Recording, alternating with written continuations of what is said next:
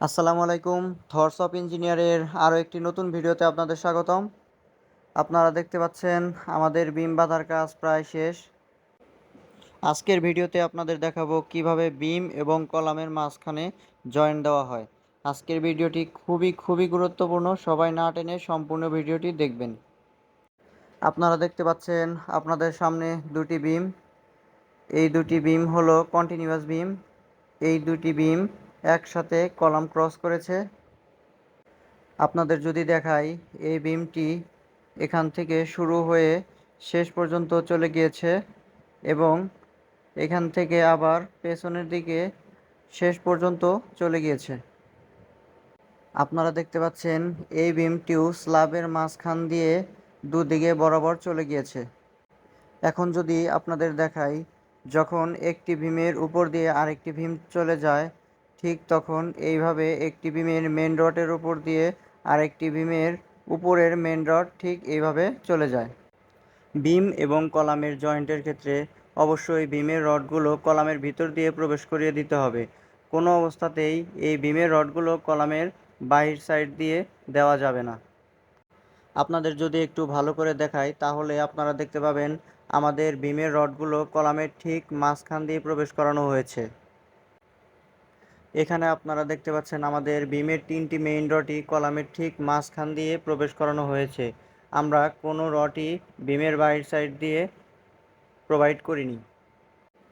আপনারা দেখতে পাচ্ছেন বিম এবং কলামের জয়েন্টের মধ্যে আমরা দুটি রিং রেখে দিয়েছি। এই দুটি রিং রেখে দেওয়া অত্যন্ত জরুরি, কারণ বিম এবং কলামের জয়েন্টে সবথেকে বেশি লোড পড়ে। তার জন্য আমরা যখন বিম এবং কলামের জয়েন্ট দিব, তার জয়েন্টের মধ্যে আমরা এই দুটি করে রিং অবশ্যই রেখে দিব। কোনো অবস্থাতেই যেন আমাদের এই দুটি রিং রেখে দেওয়া মিস না হয়। আপনারা দেখতে পাচ্ছেন সামনে আরও দুটি বিম। এই দুটি বিম সামনাসামনি একসাথে যুক্ত হয়েছে। এখানে আমরা যখন বিমের মধ্যে জয়েন্ট দিয়েছি, তখন উপরের মেন রডগুলো দেখুন আপনারা 90 ডিগ্রি অ্যাঙ্গেলে আমরা বাঁকা করে দিয়েছি। নিচের মেন রডগুলো আমরা ঠিক একইভাবে 90 ডিগ্রি অ্যাঙ্গেলে বাঁকা করে দিয়েছি।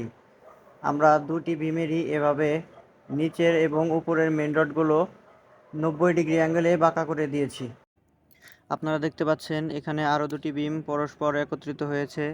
এখানে আমাদের বিমের উপরের মেন রডগুলো দেখুন আপনারা ঠিক 90 ডিগ্রি অ্যাঙ্গেলে বাঁকা করে দেওয়া হয়েছে এবং নিচের মেন রডগুলোও ঠিক একইভাবে বাঁকা করে দেওয়া হয়েছে।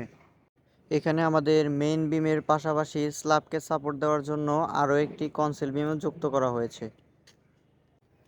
যখন একটি বিমের মিডলে আরও একটি বিম এসে যুক্ত হয়, তখন ঠিক এইভাবে উপরের মেন রডগুলো আমরা জয়েন্ট দেওয়ার সময় 90 ডিগ্রি অ্যাঙ্গেলে বাঁকা করে দেব এবং নিচের মেন রডগুলোও ঠিক একইভাবে 90 ডিগ্রি অ্যাঙ্গেলে বাঁকা করে দিব। আশা করি সবাই খুব ভালোভাবে বুঝতে পেরেছেন। আজকের ভিডিও এ পর্যন্তই ছিল। দেখা হবে সামনের নতুন ভিডিওতে। সবাই ভালো থাকবেন, সুস্থ থাকবেন।